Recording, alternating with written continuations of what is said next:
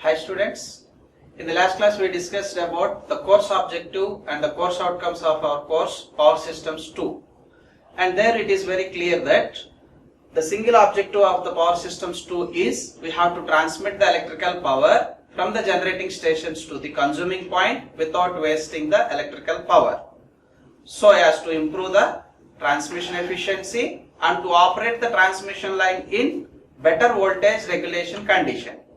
So that is the single objective of our course Power Systems 2, and in this class we are going to see the first unit.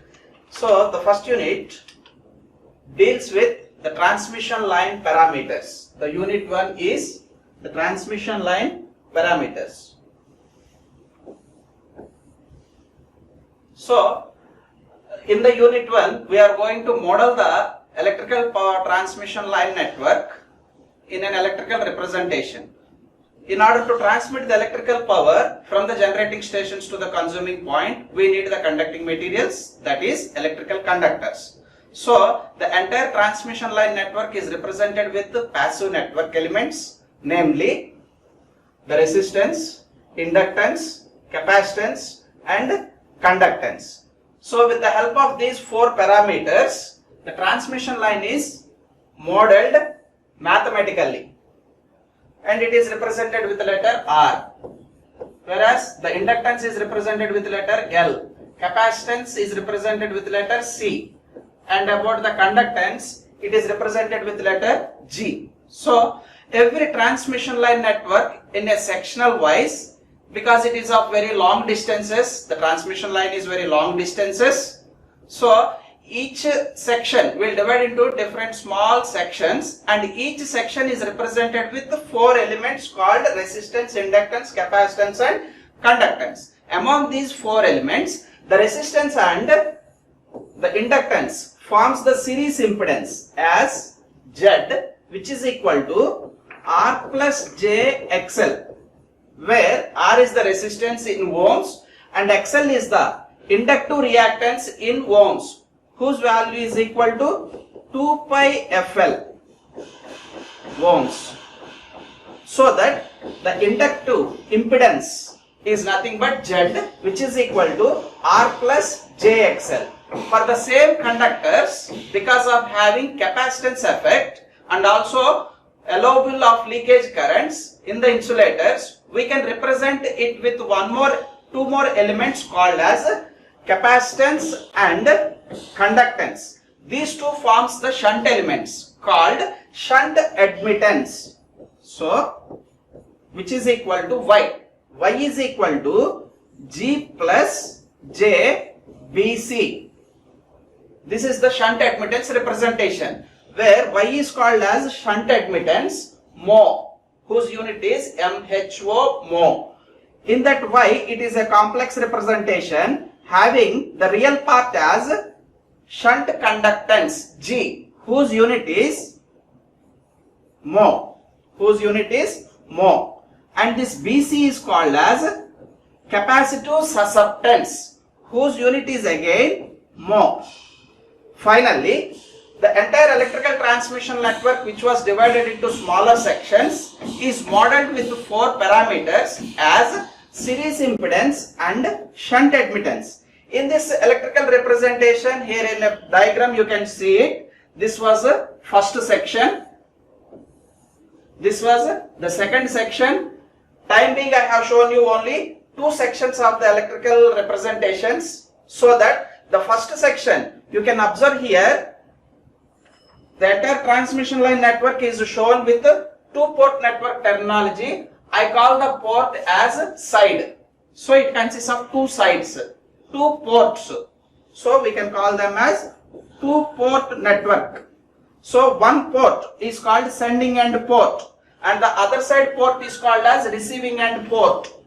Each port will have two terminals. Let me call this as small a, small b, which is equal to sending end port terminals, and this is called CD terminals at receiving end side. Finally, in between the sending end side and receiving end side, the electrical power is to be transmitted, and that electrical transmission line is modeled with four parameters categorized into two parts, series impedance and shunt admittance. So this part is called as series impedance, where Z is equal to R plus J XL, and this part is called as shunt admittance, which is called as Y is equal to G plus J BC. Right now in the diagram it was shown with the Henrys, should be converted into inductive reactance. Right now here it is shown in the capacitance in terms of farads. It has to be converted into susceptance called as BC. Like this, a series branch and parallel branches are used to represent the sectional length of the transmission line. So that for entire transmission line, as it was divided into sections, for every section we will represent that the sectional length values of the resistance, sectional length values of the inductive reactance, sectional length values of the susceptance, and sectional length values of the conductance. This is the way how to represent the transmission line mathematically. So it is clear from the figure that we have to calculate the first four parameters as R, L, C and G. Okay. So after finding out this, we will go for the performance analysis in the unit 2. So in this unit, how to calculate these four parameters we are going to discuss now step by step. So coming to the next,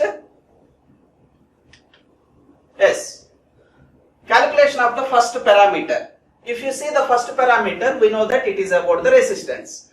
So calculation of the resistance for the conductors. The basic definition of the resistance is, it is the property of a conducting material which opposes the flow of electrons. So that is the basic definition of an resistance. I repeat, the property of a conducting material which opposes the flow of electrons is known as resistance, whose unit is ohms. And the magnitude of the resistance of that particular conductor can be calculated in two ways. The first way, with the help of known copper losses, we can calculate the effective resistance. That is the first method. In the first method, once if you know the copper losses, we know the magnitude of the copper loss formula, which is equal to I square into R, RMS value of the current square multiplied by resistance of the conductor, effective resistance of the conductor. So the magnitude of this effective resistance of the conductor called as RAC, which is equal to copper losses divided by square of the current. So in this way we can estimate the resistance of that conductor, allowing a current of I amperes and having a copper losses of I square R. This is the first method of calculating the resistance. Whereas the second method of calculating the resistance of a given conductor is nothing but by knowing its dimensional quantities, that is physical dimensional quantities like length of the conductor, cross-sectional area of the conductor and specific resistance of the conductor. Once knowing the physical dimensions of the conductor, we can able to calculate the DC resistance, whose value is equal to rho L by A, where rho is called as specific resistance or resistivity in ohm meters, and it depends upon the material to material. It varies from material to material. Whereas the second quantity is called, second physical dimensional quantity is called as L, length of the conductor in meters. And next, small a, cross-sectional area of the conductor in meter square. Once knowing the physical dimensions of this rho L A, we can estimate the resistance of the conductor as R is equal to rho L by A, whose unit is ohms. Like this we can calculate the resistance. For DC networks, whatever the resistance calculated using the physical dimensions is equivalent to the effective resistance of the conductor whenever it is operated in AC. Both magnitudes are same. So we have to remember that here the current should be an RMS value of the current.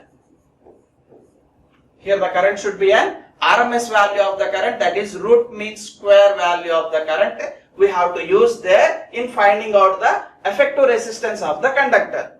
And also we know that all the conducting materials will obey the positive temperature coefficient of resistance. I mean to say that the meaning of positive temperature coefficient of resistance means if the temperature increases, operating temperature increases, then the magnitude of that resistance of the conductor also increases. Such a property is called as positive temperature coefficient of resistance. In order to include the variation of this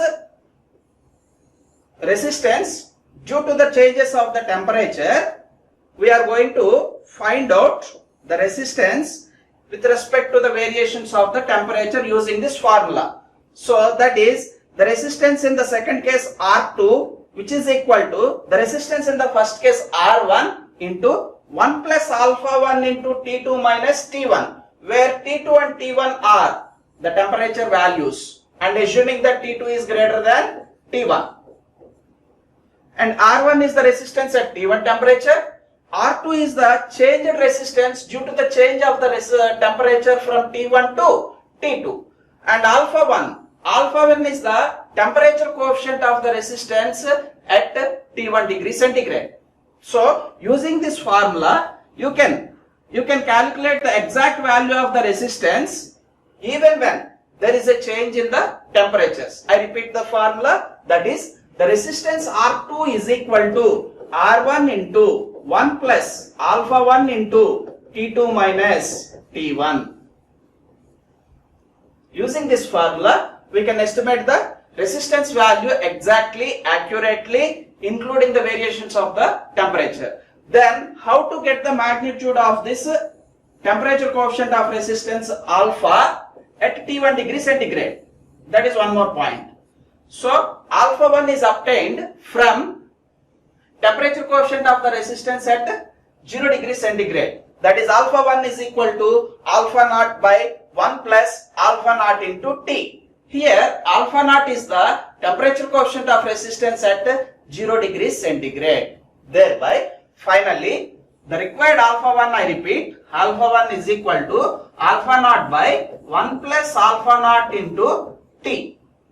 So, using this formula, alpha 1 can be calculated, which will be helpful in finding out the resistance effectively, considering the variations of the temperatures also. Finally, the first passive element, that is resistance of the conductor in the transmission line, can be calculated in two ways.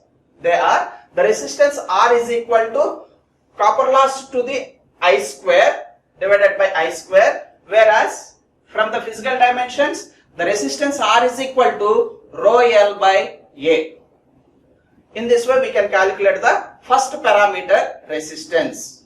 And next, the second parameter is inductance. Inductance of the conductors. So, the definition of the inductance is, in the first year we have learnt the definition of the inductance. I repeat here, the definition of the inductance is flux linkages per ampere current. Inductance is defined as the flux linkages per ampere current, and the inductance is represented with letter capital L, as all of us know that, which is equal to the ratio of flux linkages to the current. Simply I define the inductance as flux linkages per ampere current. This is the representation of the flux linkages psi, and I is the current in amperes. Therefore, L is equal to flux linkages divided by current psi by I. On expansion, the flux linkages can be written as product of the flux with the number of turns, that is phi into N. Altogether, the inductance L is equal to N phi by I, where L is defined in Henrys, inductance value defined in Henrys, and capital N, it is equal to number of turns in the coil, and phi is the flux linking with number of turns in a coil, and I is the current in amperes. Finally, the psi is the flux linkages in terms of Weber turns. For clear understanding, here you can observe the pictorial representation. In this figure, I took a solenoid having n number of turns, wounded with n number of turns, carrying a current of 5 amperes. whenever it is carrying a current of high amperes, in and around the conductors, the flux, magnetic flux was generated like this,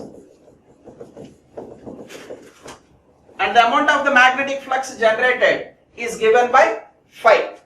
So, considering n number of turns carrying a current of high amperes creates a flux of phi. These flux is going to link with all these number of turns so that flux linkages are observed. Those flux linkages are called as psi. So that the ratio of those flux linkages with respect to the current is called as inductance. Like this we can find out the inductance. Because here if you check this, to find out the inductance, the current which is passing in the conductor can be known with the help of ammeter. So, the magnitude of the inductance purely depends upon the numerator part, that is flux linkage. Our objective now is to find out the flux linkages that are occurring in the conductor. So, once if you calculate the flux linkages in the conductor, then we will take the ratio of the flux linkages with respect to the current, thereby we will get the overall inductance. This is the overview of the inductance, including the definition. Now let us see how to calculate the inductance for a single conductor. So, there are certain steps to be followed to calculate the inductance. Total 5 steps are there. If you check out here, the first step is we have to start from the magnetic field intensity, because we know that we took a coil and that coil is carrying a current of high amperes producing a flux of 5 webers, which links with n number of turns, creating a flux linkages of psi. Means this electricity is going to deal with magnetism. That is why we will start our discussion with magnetic flux properties. So one of the property in the magnetic fields is magnetic field intensity or magnetizing force. So from the fundamentals we know that the magnetic field intensity or magnetizing force is represented with letter H, which is defined as mmf per unit length. Magnetic field intensity or magnetizing force is defined as mmf per unit length. In expansion, this mmf can be written as the product of number of turns and current. So H is equal to Ni by L. This is the basic formula for the magnetic field intensity. That is H is equal to Ni by L, ampere turns per meter length, because the unit for the current is amperes and the unit for the turns is, as it is dimensionless, still I am writing here turns, and the unit for the length is meters. Therefore H, magnetic field intensity, is equal to Ni by L. So in the first step we have to calculate magnetic field intensity. Once knowing the magnetic field intensity, one more important parameter in the magnetic circuits is magnetic flux density, represented with letter capital B. So there is a relation between this intensity and density, H and B. All these I have learnt in the first year electrical circuits subject. I am recalling them. So using this H value, we can find out the magnetic flux density using B is equal to mu H, where this mu is called as permeability. It is called as permeability. So, with the help of this permeability and calculated magnetic field intensity, the product of these two is called as magnetic flux density, B, whose unit is Tesla. In other words, we can call this as Weber per meter square. Both are same. So first step is to find out H, magnetic field intensity, and the second step is to find out the magnetic flux density B. Once if we get the magnetic flux density, the sequel to that is we have to estimate the amount of the flux that was produced in and around the conductor. As we know that flux phi is equal to flux density multiplied by cross sectional area, because the basic definition of the flux density B is equal to phi by A, flux per unit area. So from this I am estimating the value of the flux as I got the value of B in the previous second step. So with the help of this B, I will substitute here and I will multiply it with cross-sectional area to estimate the magnitude of this flux. So in the third step, I am going to estimate the flux. With the help of this flux, I am going to get the required flux linkages of the conductor. As I told you in the previous slide, the very important point here to find out the inductance is, as per the definition, inductance is flux linkages per ampere current. So this can be measured with the help of ammeter, whereas the inductance purely depends upon flux linkage. Means we should calculate the flux linkage. The same amount of flux linkage we are here at the fourth point. How to find out the flux linkage? As the simple definition of the flux linkage is the amount of the flux linking with number of turns. As we assumed that there are n number of turns, having a flux of 5 Webers, product of those two, phi into n, is called as flux linkage. This phi is an estimated value in the third step. N is the physical dimension of the coil, what we have known priorly. Product of those two gives us psi, whose unit is Weber turns. So once getting the psi, called flux linkages in the fourth step, we are going for the next step called fifth step, where we will get finally the inductance L, which is equal to ratio of the flux linkages to the current. So finally in the last step we get that L is equal to N phi by I. I recall what are the steps that are involved. So if you understand this sequel of the steps, the same I am going to implement to find out the inductance of a single conductor whenever it is operating in the transmission line. And all of us know that single conductor can't do the required job, because our outside our system it is a 3-phase 3-wire system. So there are 3 conductors.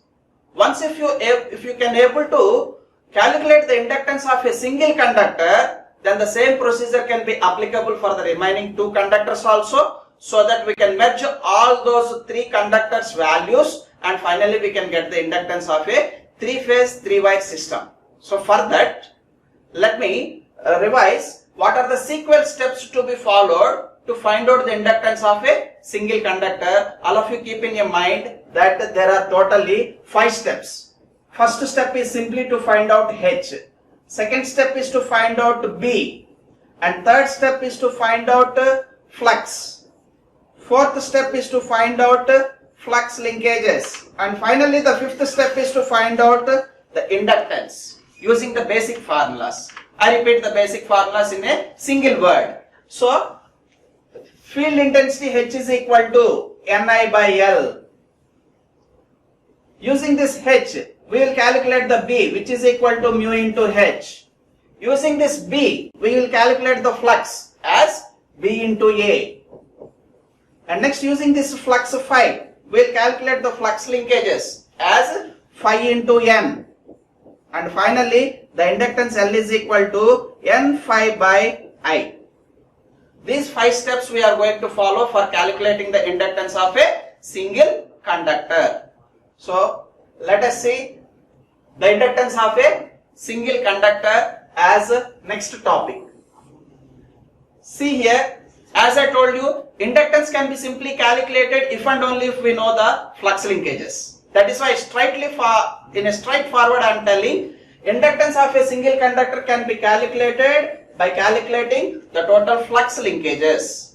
So for that purpose, here I took a single conductor. This blue colored outer surface line is entirely called as a conductor, which is having an internal radius of R meters. And next it is carrying a current of I amperes. So whenever that single conductor is carrying a current of I amperes, no doubt it will produce as a magnetic flux. That magnetic flux is going to spread inside the conductor as well as outside of the conductor also. So since the flux is developed inside and outside of the conductors, we will have the flux linkages inside as well as outside of the conductor. So in order to find the flux linkage of a single conductor, we should calculate the flux linkages which happened internally as well as the flux linkages happened externally. So that is why here I have written that total flux linkages of a single conductor, it is a sum of internal flux linkages and external flux linkages. So coming to the first stage, calculation of this internal flux linkages. So internal flux linkages represented with psi internal. And here these are the sum of the assumptions what we have taken in a single conductor. As I told you, we took a conductor with a radius of r meters from its center. And next dx. Here the objective is a single line objective, I will tell you. That is, instead of calculating the entire flux linkages inside from the center to the outside surface in a single step, we won't do like that. We will take a small strip having a thickness of dx. Means this is the thickness what I am going to consider in between these green lines. So first I am going to calculate the flux linkages of this small strip with a thickness of dx meters, which is located in between the center and surface. Once if you can calculate the flux linkages for this small strip, then I will use the integration method and I will integrate that small finite amount of those flux linkages from center of the conductor to the outside of the conductor, which are having a limits from 0 to r, so that I can integrate the magnitude of that finite amount of flux linkages within a limits from 0 to r. As these 0 to r are the limit values, boundaries with inside of the conductor, hence the flux linkages whatever we are going to calculate will become the internal flux linkages. So for that reason, here I took a small radial thickness having a dx meters. So dx meters, which is located at a distance of x meters from the center of the conductor. And next I is the amount of the current passing through the conductor, which is uniformly distributed throughout its surface. And next here whatever we have assumed the x is far less than r. That is why this small strip of dx meters is inside the conductor to calculate the internal flux linkages. And as I told you, instead of finding out the entire flux linkages in a single attempt, we are going to calculate the flux linkages for small part, which is called as d psi. We will get the magnitude of the flux linkages for that small strip as d psi. We will integrate this small fraction of the flux linkages within the limits from 0 to r, so that we will get the internal flux linkages of total value.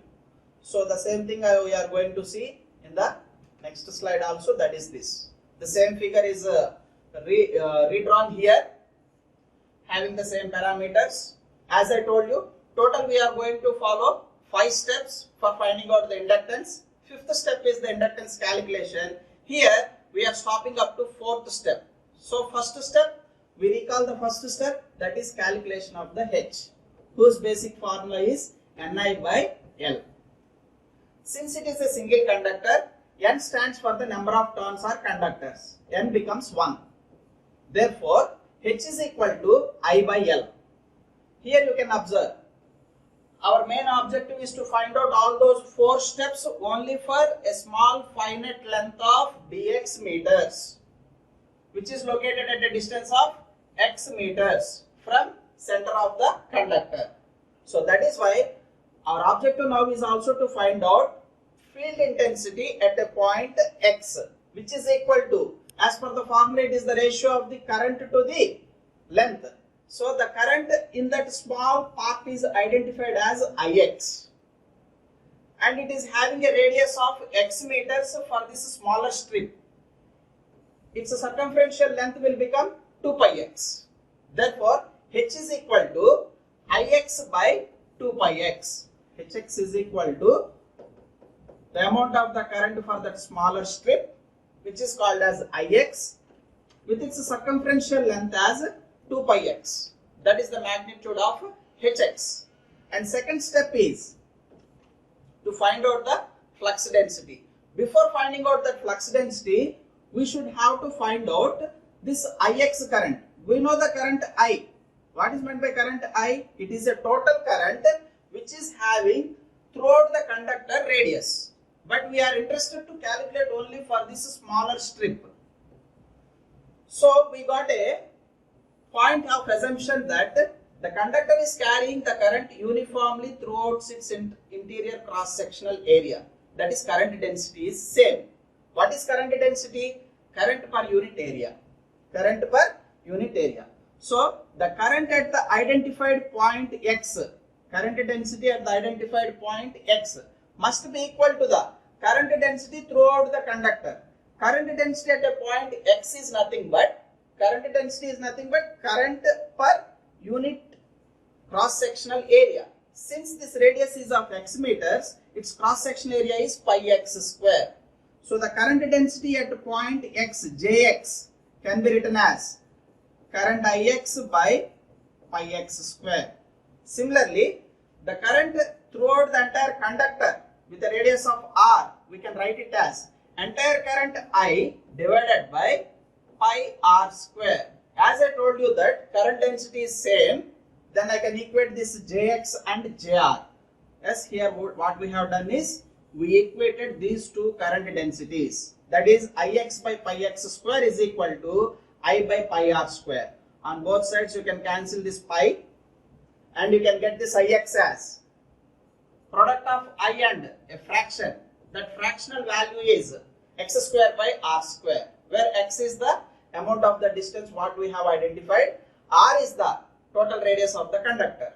So only a fractional amount of the current is passing inside this radial thickness of dx. That fractional amount of the current is identified as Ix. Substituting the magnitude of this Ix here, then the entire field intensity at a point x can be written as Ix square by 2 pi x into r square, get cancelled for one time, and finally we got that magnitude of Hx as Hx is equal to magnetic field intensity at a point x is equal to I into x by 2 pi r square. This is the magnitude of Hx from the first step. First step is to find out the field intensity for a smaller radial thickness of dx meters. And the second step is finding out the flux density. So see here, the magnetic flux density in a circle of radius x. Again I am restricted for the value of x only, not calculating for the entire radius r in a single attempt. We will first concentrate only for a smaller distance of dx meters. So as we all of us know that the flux density Bx is equal to mu into Hx. In the first step we calculated Hx. Substituting the same thing here, we will get that as Bx is equal to expansion of that mu naught mu r into Hx, where mu naught is absolute permeability.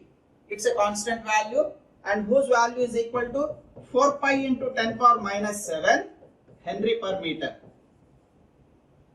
And mu r is the relative permeability, whose value is equal to 1 for non-magnetic materials and also for air. Being this as a conductor, it is a conducting material which is a non-magnetic material, then we have to consider this mu r as 1. Thereby mu r becomes 1 here. Therefore Bx is equal to mu naught into Hx.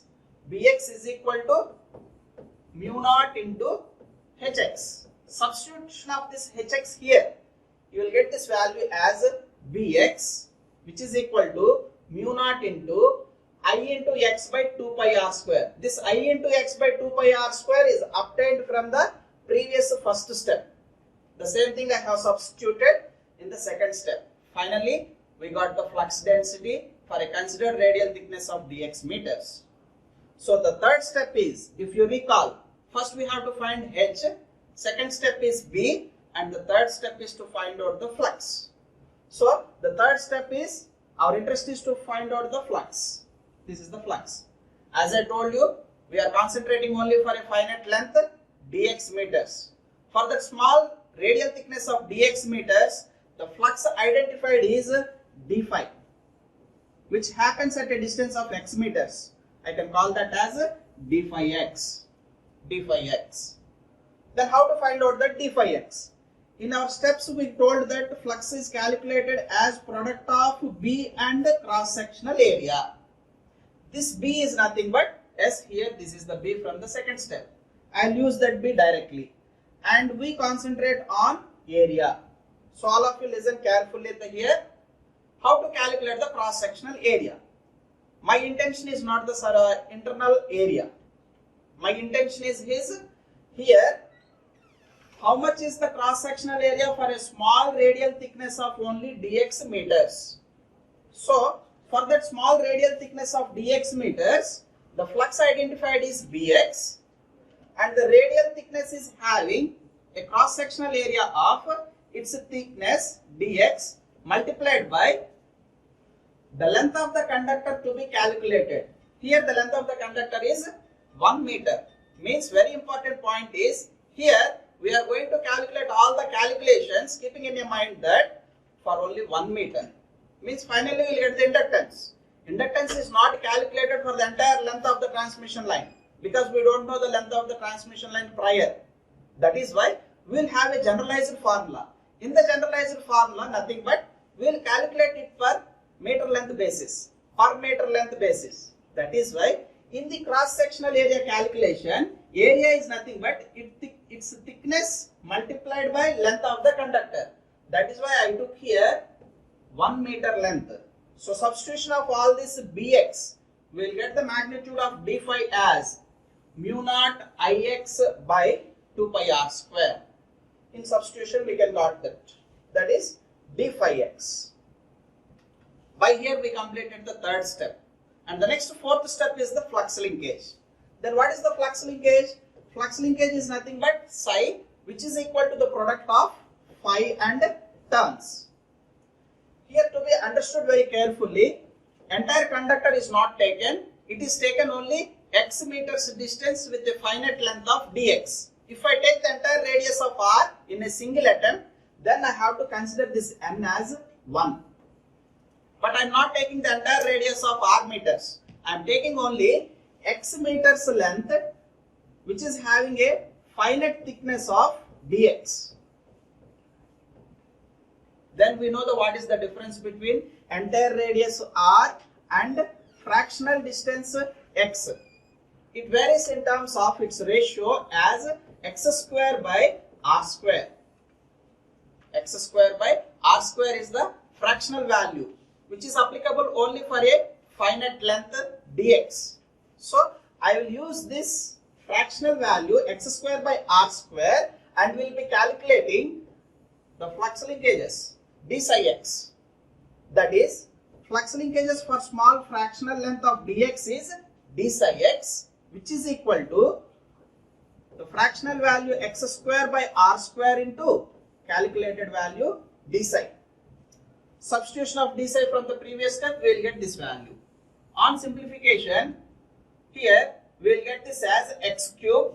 Yes, here it is x cube. R square into r square, we will get r to the power 4. Finally, the flux linkages for a small finite length of dx is written as d psi, which is equal to mu naught I x cube by 2 pi r to the power 4, where x is the variable. Because we took the x as a variable whose value is less than r, and the x is varying from the center of the conductor to the surface maximum value of r. So to get the entire flux linkages throughout the inside of the conductor, I will integrate that small portion of the flux linkages d psi within the limits from 0 to r. Yes, the same thing I have written here. Integration within the limits from 0 to r with the magnitude of d psi. Yes, this is the d psi value substituted here directly and taken all constants outside with the variable point as x cube. Therefore, integration of x cube with respect to x. Integration of x to the power n, we all of us know that it is equal to x to the power n plus 1 by n plus 1. The same thing holds good here also. The constant value is mu naught I by 2 pi r to the power 4. And the integration of this value is x to the power 4 by 4. On substituting the limits, it becomes r to the power 4. So finally, cancelling this r to the power 4 and r to the power 4, we will get mu naught I by 8 pi in the fourth step. So what is that value? Yes, it is the internal flux linkage. So the internal flux linkage, psi internal, all of you should remember, psi internal value, it is equal to mu naught I by 8 pi. Mu naught I by 8 pi. In the same way, we have to calculate the flux linkages of 4 steps in the external side of the conductor also, which we are going to see in the next class. So coming to the summary, let me summarize. Total 4 steps are here to find out the flux linkages. They are, the first step is to find out the H value, which is equal to Ni by L. Here I mean to say to calculate Hx. Second step is to find out the flux density, which is equal to mu into Hx. Next, the third step is d phi, which is equal to Bx into cross sectional area. In the cross sectional area, I will consider the thickness as dx, and I am going to calculate only for 1 meter length, that is 1 meter. And next, fourth step is d psi, which is nothing but d phi into fractional part of the terms. What is fractional parts of the terms? X square by r square into single conductor, that is 1. And next, finally, the fifth step is to get the total internal flux linkages, which is to be integrated d psi within the limits from 0 to r. And finally, we got that on simplification as psi internal, which is equal to mu naught I by 8 pi. This is the overall summary of the today's class to find out half of the flux linkages psi internal. And in the next class, we will continue with the external flux linkages. Thank you.